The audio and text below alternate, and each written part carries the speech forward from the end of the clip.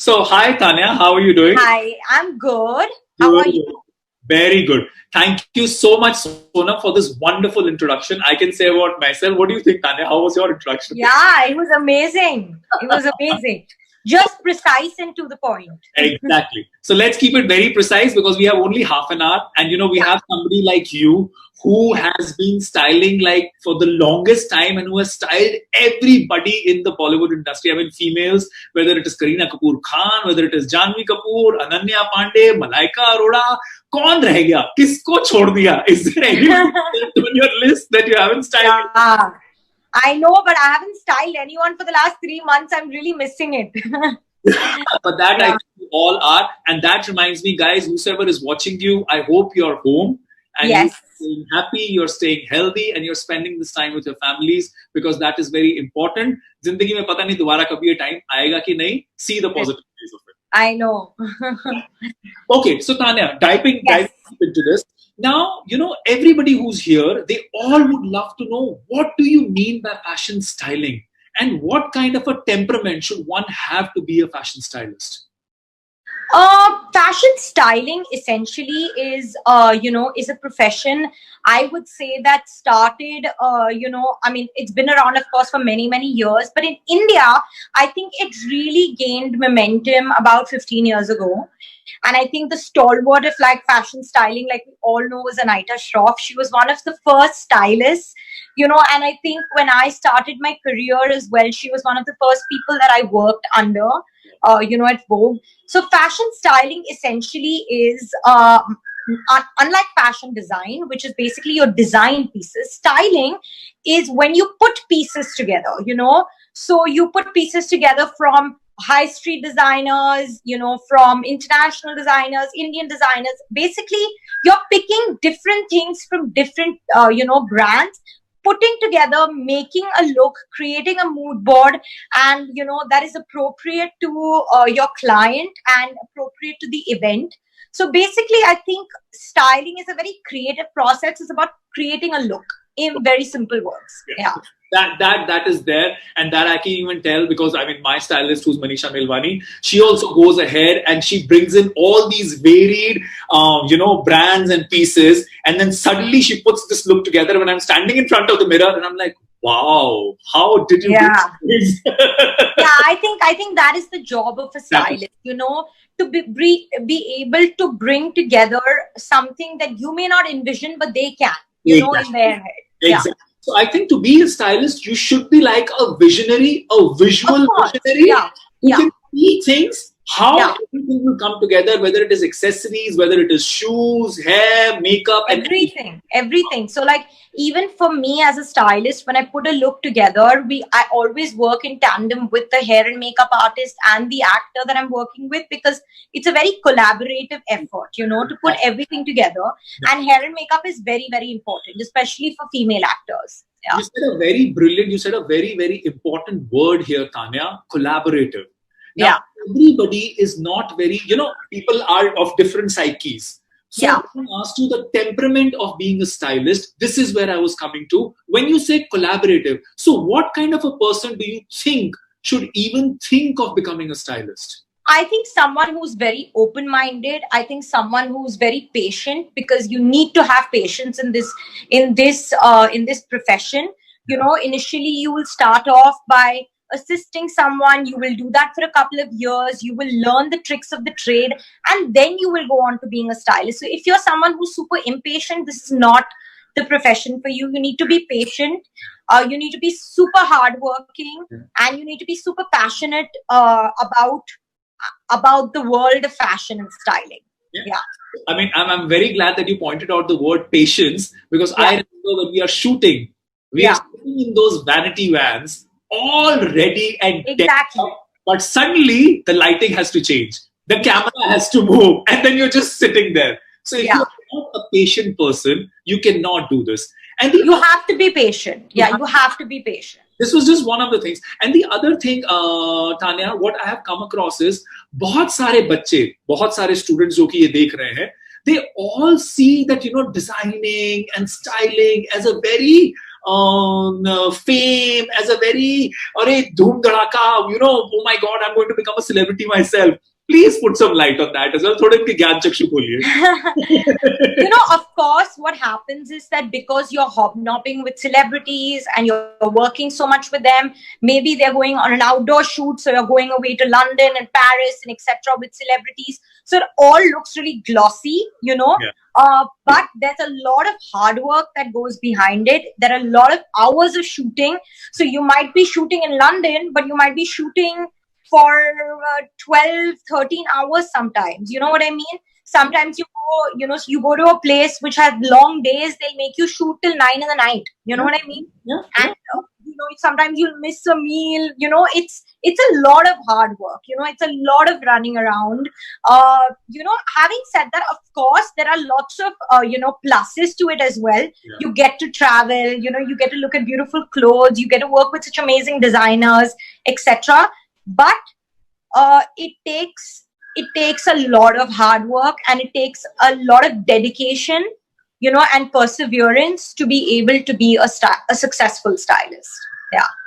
I tell everybody, whatever you see as glamour, that glamour is like the front gate entrance of a 5-star hotel.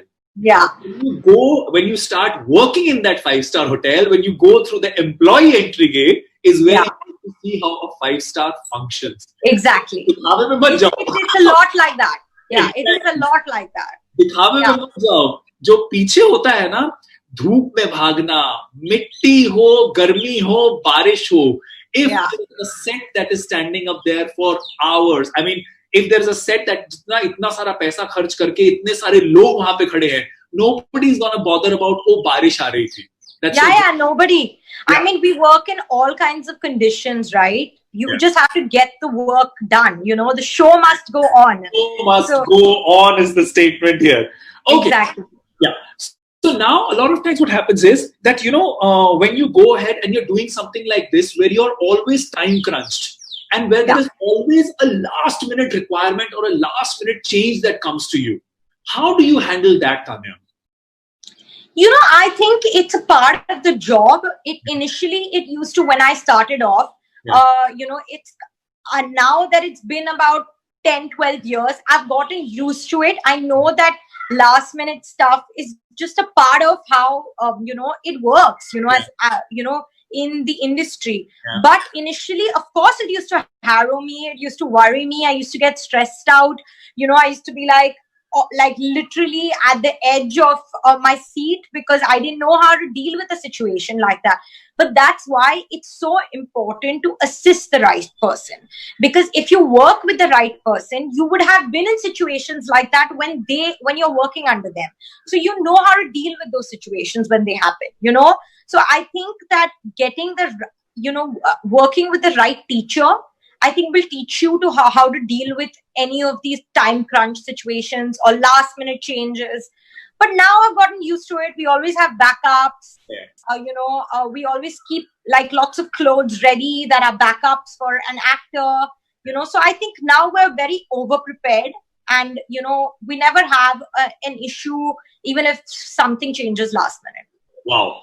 And now, in this one answer only, you have given us so many points. You have backup options, which was one of the things I was going to ask you. Then you went ahead and told us that, to go ahead and assist somebody who is already experienced. Please can you elaborate? Because this is one of the things that all the students, everybody who's aspiring needs to know how important, how vital it is to go ahead and assist or intern under somebody. Can you please highlight the facets that they go ahead and then they learn when they assist somebody? I think it's very, very important because what you learn on the job, you're never going to learn anywhere else. You can study, you can do whatever it is, and you can basically, you can obviously learn the theory, you will learn the practical, everything in the 3 or 4 year course or a 2-year course that you do in fashion design, styling, business of styling. But what you learn in the job, which is basically focus, to be super dedicated, to work on something every single day of your life with the same amount of hard work that you've put in the previous day. And again, of course, be super patient, be super compassionate. I think it teaches you discipline. It teaches you, it teaches you how to work with a team, which is so important. And I think I think it betters your craft. Yeah, and the other thing, which, correct me if I'm wrong, Tanya, when you go ahead and you work with somebody who's very, very experienced, you also get to make those inroads into the business. 100%. Yeah. So I was coming to that. You network. You end up networking. Yes. Because and that is really important. It's always that through work you'll get more work, right? So like people who've assisted me are now independently, like my assistant who worked with me for a couple of years, she's now styling Tabu independently. You know what I mean? So things like that, things like that just happen because what happens is that when you go ahead and you work with somebody like Tanya or somebody like an Anayata or somebody who's very established, styling is, like Tanya said in the beginning, that you have to go ahead and put those looks together assorted from various brands. How do you know those brands? How do you know those designers? I think that happens with experience of working with someone, right? Yeah, basically. So that is where, now when they start working with you, Tanya, now everybody who's looking for a profession, two things are very important. One is their interest in the profession. And second is they need to be kind of monetarily also be satisfied. Would you like to share some light on to what kind of a career graph a prospective stylist can look at when they start interning with you or somebody else? How much can they expect? So Neeraj, I'm going to be fully frank with you. When you start interning with someone, I think when you first get a job where you haven't done anything before, you're just out of college. I think that you if you start doing an internship, and you either get paid a very minimal amount or even almost a negligible amount, but you have, say, your conveyance taken care of, and you are like, okay, I'm going to do this for 3 months to gain that experience because it's my first time. I would say you should jump in and you should do that anyway, as far as you're not losing any money and you're going to, have your conveyance covered by whoever is hiring you. I think that's a good first step into an internship.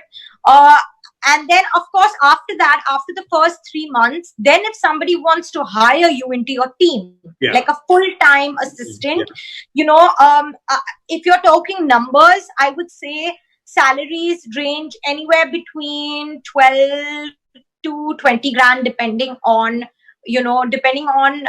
how much experience they have, etc., and what you feel and how much space you have in your team. Yeah, and how much does the stylist trust you? How much does the stylist think that, okay, you know what, you are doing that kind of experience? And then after that, it just grows, and then from there, depending on how long the person has been with you, and, they start getting paid, assistants get paid with the stylist, of course, which is your flat fee with the stylist. And they also get paid on per project, so sometimes on ad campaigns, on movies, on certain events or promotions, they get paid then on a per day basis or a per project basis. Wow.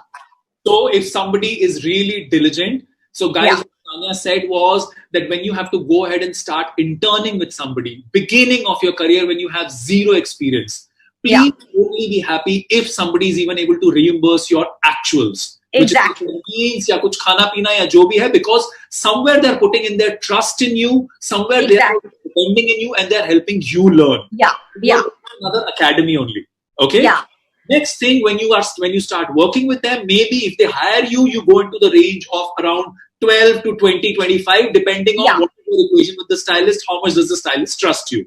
Correct. Even I know stylists, when they start doing, I will not quote on figures here, but I know a lot of money. But that, Neeraj, it happens after like a lot of time. I mean, you have to do it for a couple of years. You have to work really hard. You have to kind of build your name, and then of course it happens, right? Of course, I'm not gonna lie. Stylists do get paid well when they reach a certain stage. Yeah.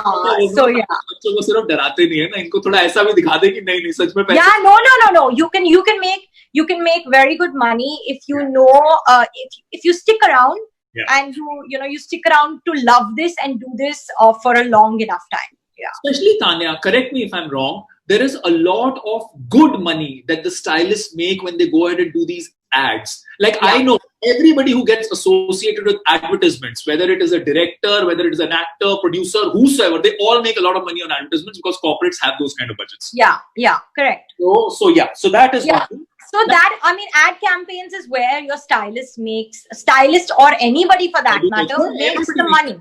Yeah. Brand campaigns is where specialists make make the money that they make basically. Yeah.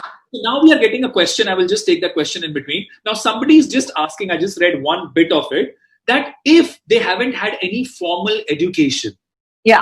On to become a stylist, or they haven't learned designing, or they haven't gone through the basic studies of being a part of fashion industry, do you think they still can go ahead and become a fashion stylist? I think you can. I think it's not completely it's not like it can't happen at all. No. You can still do it if you work with someone.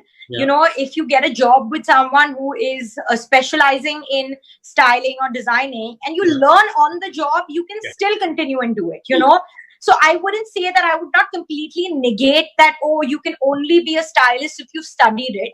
I mean, think about it. Manish Malhotra is such an accomplished designer. He never studied design. He started as a stylist. Exactly. So I think it's different for different people. I'm not saying or discouraging people from studying, because I always encourage and I always think it's going to teach you something, but I don't think it's completely impossible. Guys, Tanya has taken the example of Manish Malhotra. This I can tell you personally. I have never seen a man more diligent in his job than Manish Malhotra. Exactly. Yeah, I work with Lakme Fashion Week, so I know, oh my God, and he really looks into everything. So he's really hands-on. Exactly. So you have to follow Manish's footsteps. You really need to know, you know what, I will get up every day at 6 o'clock in the morning. It doesn't matter what time I go to bed. Exactly. I think Manish is successful because he's very disciplined, which is going back to what I had even said. I think discipline is a very big part of being successful. Tanya, another disbelief I would like to say that comes for fashion styling and fashion designing is a lot of students think that only if they come from an affluent background, a well-to-do background, because there is a lot that you have to go ahead and spend from your side in procuring things and doing things. Do you think that somewhere is a thing, or no? That does not matter. No, I don't think so. I don't think money buys style, right? So I think that I had assistants who all come from very humble backgrounds, and I think it's just an innate quality that they have, and an aesthetic that they have of how to put things together. I am someone, Neeraj, I didn't come from a very affluent background. My father, of course, was a cricketer, but and obviously he pushed me to do what I wanted to do, but I never spent too much money. I still don't on like very expensive things. I'll buy things from vintage stores. I'll buy things from like thrift stores. I'll mix them with like high street clothes. So I make my looks. I think that you don't need to spend too much money to look chic. You just need to have the aesthetic. Yes. Now you going ahead and putting looks together. I remember that one example that we all have heard of, how Kareena Kapoor Khan was to go ahead for an event. Her flight was to leave in a couple of hours. Yeah. For the sari, and you went home and you got the jacket, which was and you put the look together. It has become iconic. There are so many people following that look now. Yeah. Another example. What was? I mean, please go ahead and share another example that has happened with you. And I'm sure there are many. Yeah, I mean, of course, there are many examples. I've been working with all of them for so long. I'm trying to think of something really interesting. Okay, so I've been working with Katrina for about 10 or 11 years, and she has the knack to basically, she'll always look at something and then she'll be like, in her head, she has kind of created a puzzle, you know what I mean? And she's like, oh, can we mix this with this one and this with this one? So I feel like, with Katrina, I feel like we've always done looks that were very like, I mean, I always like feel like I pick some stuff and then she will look at the most unusual thing. So, because of that, I've ended up doing a couple of really unusual stuff with Katrina. Yeah. Unusual looks with Katrina, especially when I did promotions for her with Aditya Roy Kapoor, which was that film. I'm forgetting the name. The one with Katrina and Aditya. In Kashmir that was shot. I remember. Yeah, correct. So the promotions of that film, we did a lot of amazing, like out of the box looks. Yeah. That were very interesting, and how we mixed and matched the jewelry, and I think that is definitely a promotional schedule that had like a lot of really good looks. Okay, so now the other thing is, when you're going ahead and doing all of this,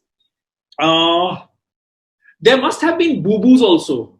Last moment, some garbad. It has happened now. With Katrina only. Like, I remember she was going for an award function and she was wearing a Naeem Khan gown, which was super duper heavy. Okay, it must have been 12 kilos because it was full of like sulli work, black sulli work all over the gown. Literally, like 2 minutes before she was supposed to leave, we were zipping the gown up and the zip just snapped. And she had done all her hair and makeup, everything, jewelry, everything was sorted according to that look. So it wasn't like we could change it like 2 minutes before. And actually, I think that we may have done 1 or 2 pictures in it before, before we kind of finally zipped it up. So she was like, I have to wear it. There's no option. So we literally sewed her into the gown. We literally were sewing her into the gown, and she had to kind of come home and rip the gown apart. And she called me in the night and she was like, listen, I'm ripping this gown apart because I can't get out of it. Yeah. So we've had episodes like that. Guys, did you see that one thing which also comes across is that you need to be really calm. Yeah, exactly. If you are not a calm person, you will never be able to handle. And I can tell you from my personal experience as well, like Tanya has shared, there are so many times that these last minute glitches happen. Exactly. If you have to, the thing is, Neeraj, like a lot of my assistants and my team, they always tell me that you never get angry. Like, I don't understand. That's why Tanya Gabri is Tanya Gabri. Yeah, no, and I think the whole point is to find solutions. There's no point getting angry. There's no point getting frustrated or stressed when there are tough situations, because you have to find a solution to move on, you know. Tanya, there's a question that has come for you. How do you manage going ahead and doing your styling bit as well as going ahead and aggregating this wonderful trunk show that you do? The exhibition. How do you put it together? Thankfully, Neeraj, I have 2 very strong teams. Yeah. So the core, when your core is very strong and you have, pillars of support in both the businesses, things just happen.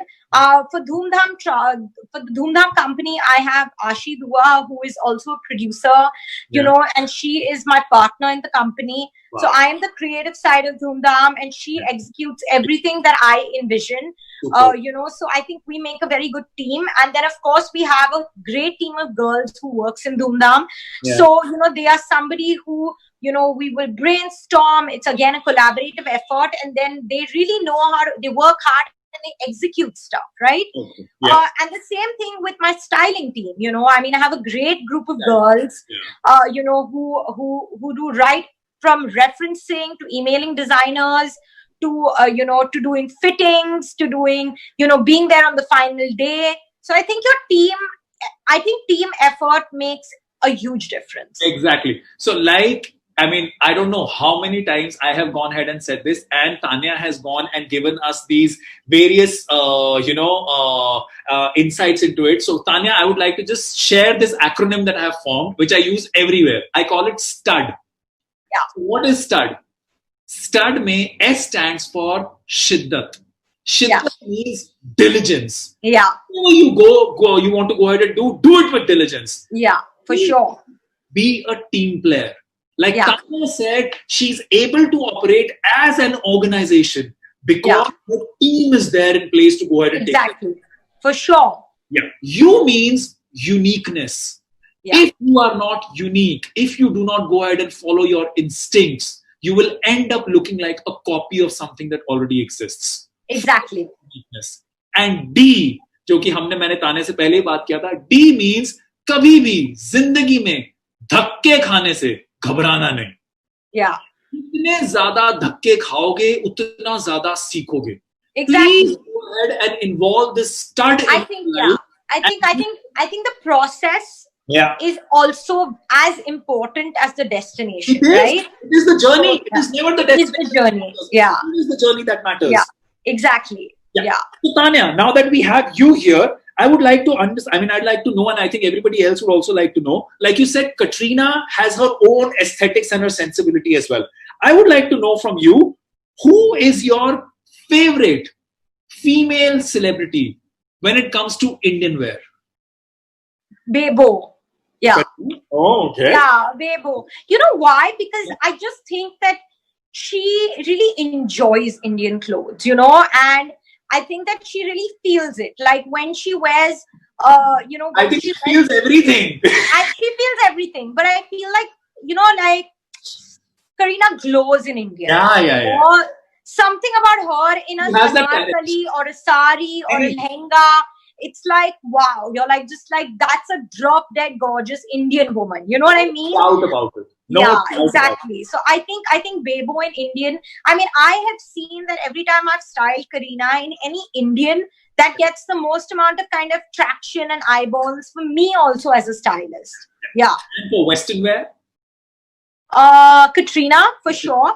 I feel like Katrina really has the sass. You know what I mean? She has the sass to pull a lot of things off that a lot of other girls can't, you know? And I think she has the body as well. Oh my God.